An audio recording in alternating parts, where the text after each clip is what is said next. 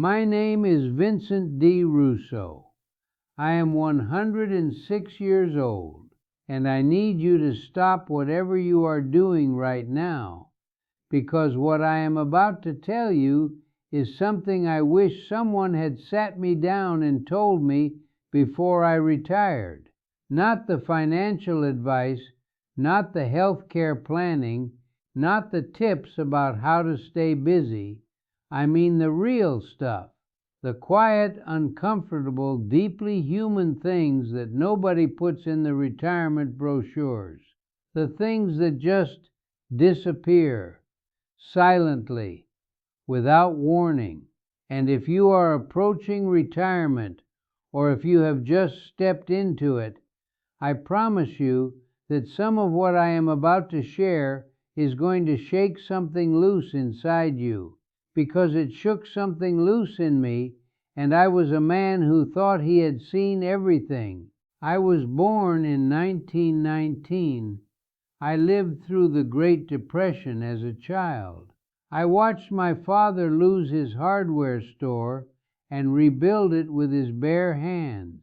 I served in the Second World War. I came home, got married to a woman named Clara, who was the most extraordinary human being I have ever known. I raised 4 children, buried one of them, which is the kind of grief no parent should ever have to carry. I built a business from nothing. I worked for 51 years without a single year off. And then, on a Thursday afternoon in April of 1984, I retired. I was 65 years old. I had a party. I got a watch. I smiled for photographs. And I walked out of that building feeling like the whole world was opening up in front of me. I thought I was ready. I thought I knew exactly what was coming. I had no idea. What happened in the weeks and months after that Thursday afternoon changed me in ways I never anticipated. And I do not say that to frighten you. I say it because the more I talked to other retirees over the decades, the more I realized that nearly all of them felt the same things I felt, and almost none of them ever talked about it out loud. There is a kind of silence around the emotional reality of retirement that I think does enormous harm to people, and at 106 years old, I figure I have earned the right to break that silence. So let me tell you about the 7 things that vanished from my life after I retired, because each one of them taught me something I could not have learned any other way. The first thing I noticed was so ordinary that I almost missed it. It happened on my 3rd Monday of retirement. I woke up at 6 in the morning, which was when I had been waking up for 50 years, and I lay there in bed, and I realized I had nowhere to be. No meeting at 8. No phone calls to return, no one waiting for me. And instead of feeling liberated, which is what I expected, I felt something closer to dread. It was subtle at first, just a faint unease, like a low hum you can hear but cannot locate. But over the following weeks, that unease grew into something I can only describe as a kind of groundlessness. The structure of my days had not just shaped how I spent my time, it had shaped who I was. Every morning for half a century, the day had a skeleton, and I had hung myself on it, and now the skeleton was gone. I had not understood, not truly understood, how much of my sense of self was built on the scaffolding of a schedule. When the schedule disappeared, I had to discover who I was when no one needed me to be anywhere. That is a more frightening question than it sounds. And that question led me directly to the second thing that disappeared, which was the one that hurt the most, though it took me the longest to name it. my identity. Not my name, not my history, but the identity I had worn every single day for 5 decades. The identity of being someone in the world of work. I was Vincent Russo, the owner of Russo Building Supply. I was the man people called when they needed something done.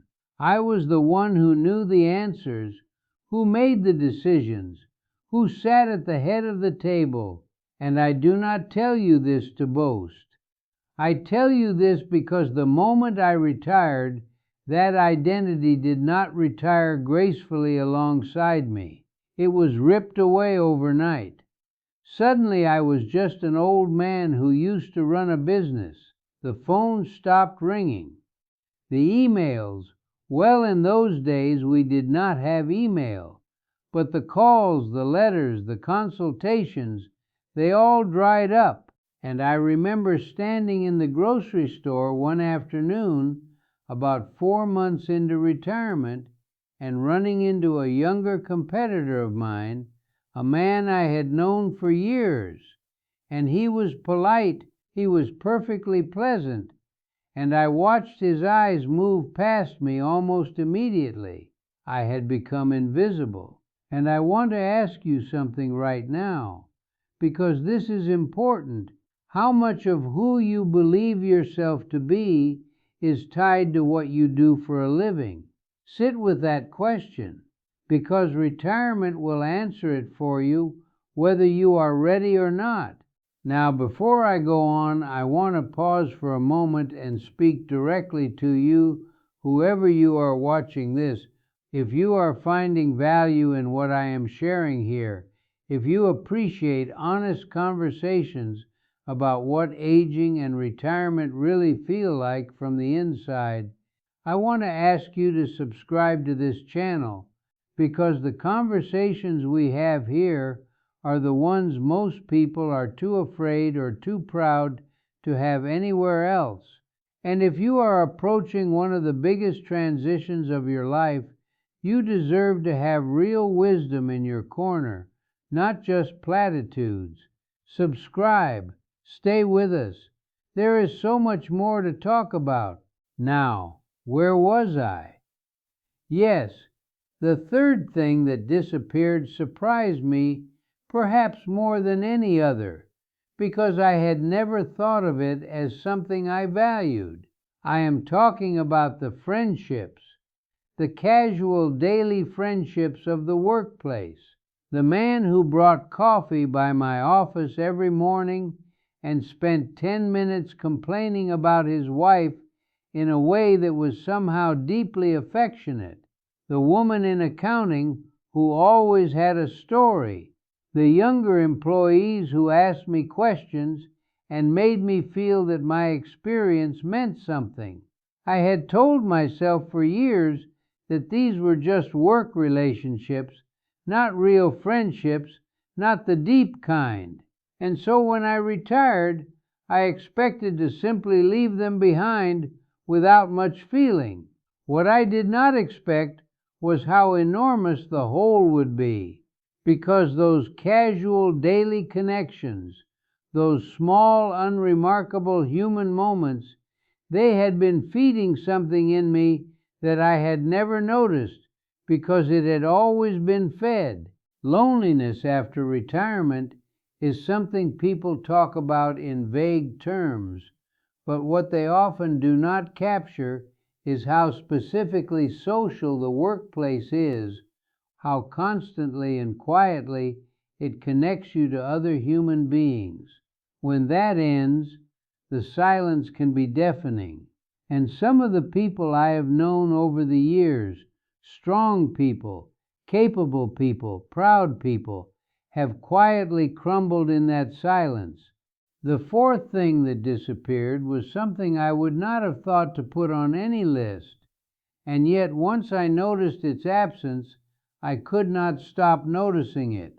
I lost my sense of urgency. Now you might be thinking, Vincent, that sounds wonderful. No more deadlines, no more pressure, no more racing the clock, And yes, at first it was a relief. But urgency, I came to understand, is not just about stress. Urgency is a form of vitality. When something needs to be done, when someone is counting on you, when there is a problem that only you can solve, you are alive in a very particular and energizing way. That feeling of mattering in real time, of being necessary, of having your presence in the world make a difference right now today. That feeling is something retirement can quietly steal from you. I remember a period about a year and a half into my retirement when I realized I had spent 3 consecutive weeks without completing a single meaningful task. I had puttered. I had watched television. I had read the newspaper twice through every morning, and I had felt, beneath all of it, a creeping numbness that I did not have a word for at the time. I know the word now, purposelessness. It is one of the most dangerous feelings a human being can experience, and retirement can usher it in through the back door while you are busy congratulating yourself on your freedom. The fifth disappearance was one that Clara and I talked about together, quietly and sometimes painfully, over many evenings in the years after we both stopped working. It was financial confidence, not necessarily the actual money, though that was part of it, but the psychological relationship with money that changes completely when a paycheck stops coming.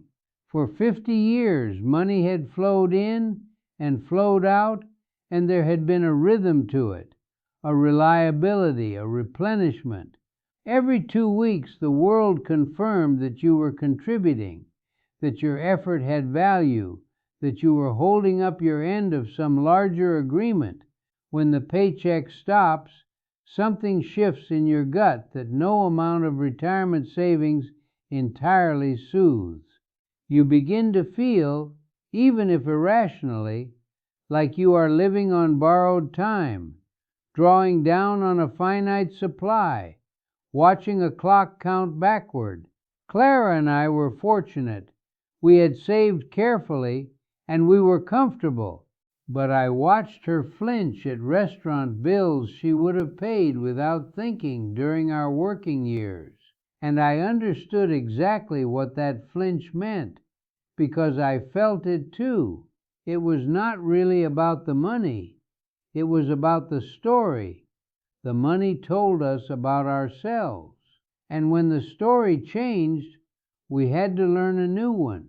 The sixth thing that disappeared was recognition. Now, this one is uncomfortable to admit because admitting it requires you to acknowledge how much you needed it. And most of us like to believe we work for nobler reasons than the approval of others. But recognition, the daily small recognitions of the workplace, a thank you from a client, a compliment from a colleague, the simple fact of being seen and acknowledged for your contribution, these things matter more to the human spirit than we are typically willing to confess. When I retired, the recognition stopped. There was no one left to tell me I had done a good job, and I had to learn, at the age of 65, something that I thought I already knew. I had to learn how to give myself permission to feel proud without anyone else's permission. That is harder than it sounds, especially for a generation of men like me who had been raised to earn everything and show nothing. And then there is the seventh thing, the deepest one, the one that cuts closest to the bone, the feeling of being needed, not useful in a general sense, but specifically, genuinely, urgently needed. The feeling that your presence in the world makes a concrete difference to other people, that if you did not show up, something important would be missing. Children give you that feeling. Grandchildren give you flashes of it. But the daily professional structural feeling of being needed in the world, that is something retirement removes with startling completeness. And I believe, with everything I have learned in 106 years of living, that the loss of that feeling is the deepest challenge of retirement, and the one most worth confronting honestly.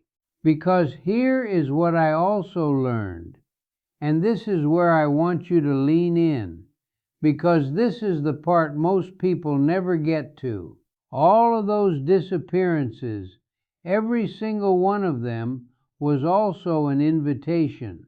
The loss of structure was an invitation to discover who I was without a schedule defining me.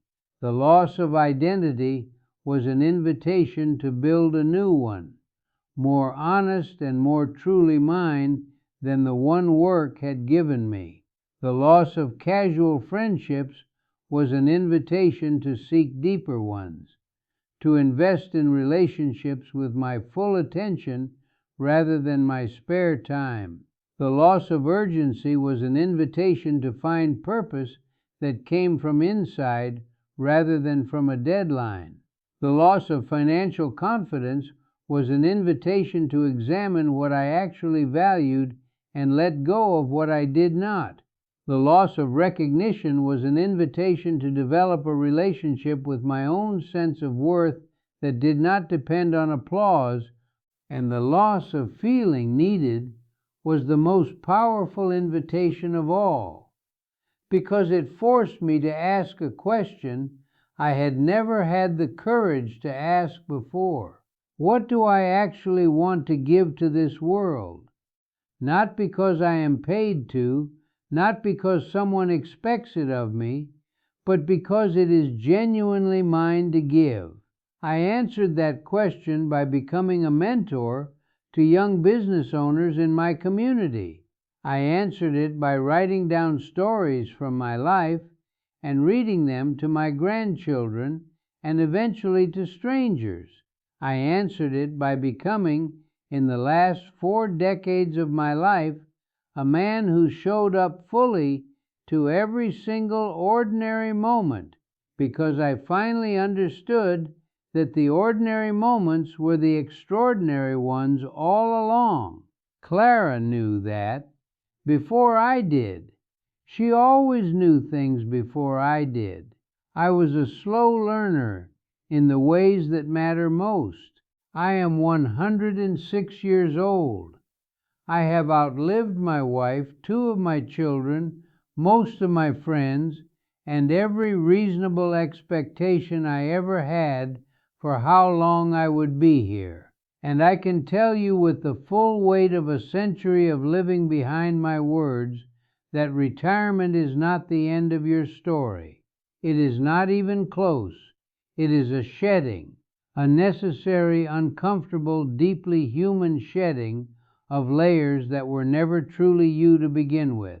And what is underneath those layers, if you are brave enough to look, is something more real and more alive than anything you built in 50 years of work. The things that disappear after you retire are not losses, they are permissions. Permission to become who you were always meant to be when no one was telling you who you needed to be. Permission to be purposeful without being productive. Permission to be present without being important.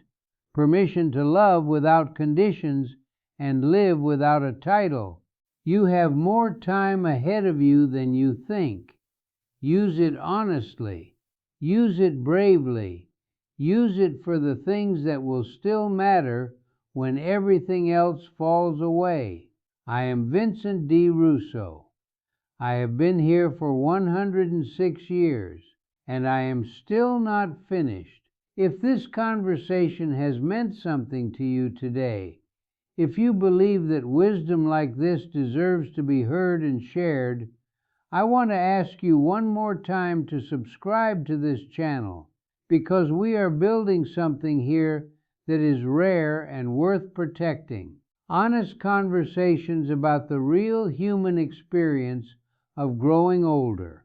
Stories that do not flinch. Truths that do not wait for the right moment. Life is too short for anything less, and I would know